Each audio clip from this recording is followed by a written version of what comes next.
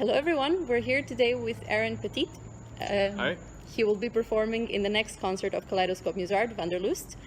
Do you find that as a musician, in many ways you are journeying, so to speak, more so than perhaps somebody else in your daily routine in a way? Perhaps because of the music or the composers that you're discovering? Sure, I would say definitely, for sure, because just in general as a performing artist, you never really playing in the same place. So just in terms of location, venues, you're wandering around. Maybe it's just going to hear other people play. Maybe it's playing yourself. Maybe it's going to watch a lecture or teach some lessons or something. You know, it's so the musical art and the career is kind of just like it's wherever you want it to be, but it's also all over the place. Right. You know? So I think that's what part of what's cool about it. It's not like you're going to the same office every day. Right. You know, like get in. It's a routine, but it's also not. You can there's room to break. There's out variety in it. Sure. Yeah. So Aaron, in the concert on Saturday, Wanderlust, he will be performing the solo transcription of Igor Stravinsky's The Rite of Spring, which is quite a treat for all of us. And I've heard snippets of your performance from another recital that you had done in the past, and that got us all very excited for the opportunity to have this being showcased in the concert. I'm really curious as to how you came to that project and what instigated that wish in you to do something of that massive score that is for the orchestra and such an iconic piece, to put that into a solo piano version. It was okay. So it was kind of a long journey.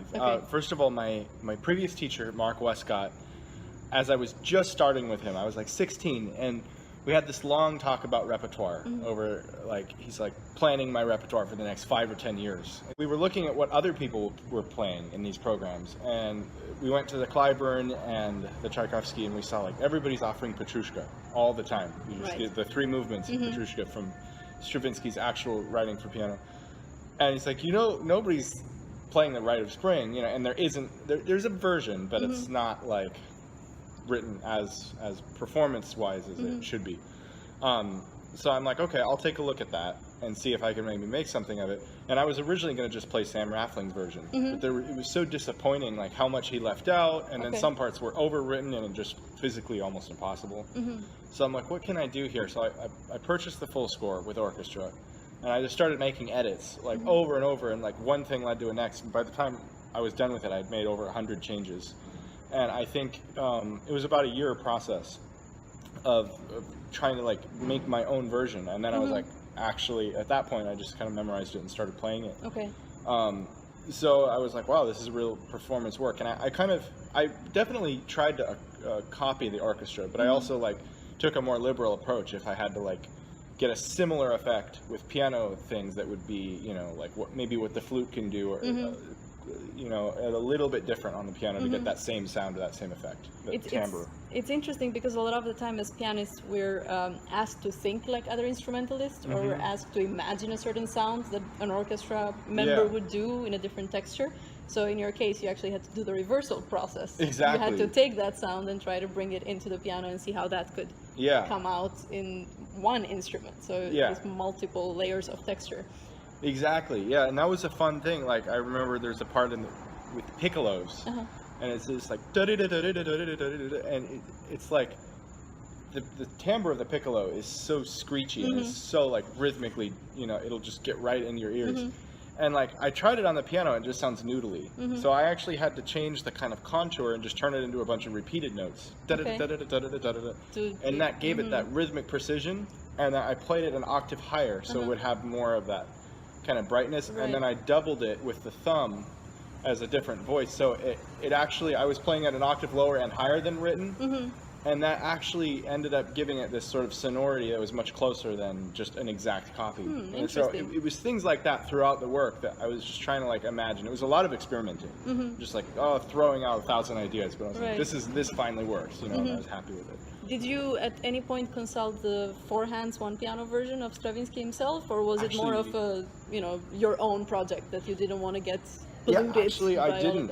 I was aware of it. Of course, I've heard it so much, but I kind of didn't want to get into the idea of copying that because, first of all, it is written for 4 hands, so already impossible to like incorporate all of it. And I thought, maybe what works for that ensemble just, will not work for the solo instrument. yeah, I'm Makes gonna sense. have to do something else. I'm gonna have to Right. use sostenuto pedals and different kind of effects to That might get have put this. you more in the box, perhaps, Yeah. if you had gone that route. I thought so. In fact, I haven't even seen the two piano score. Okay.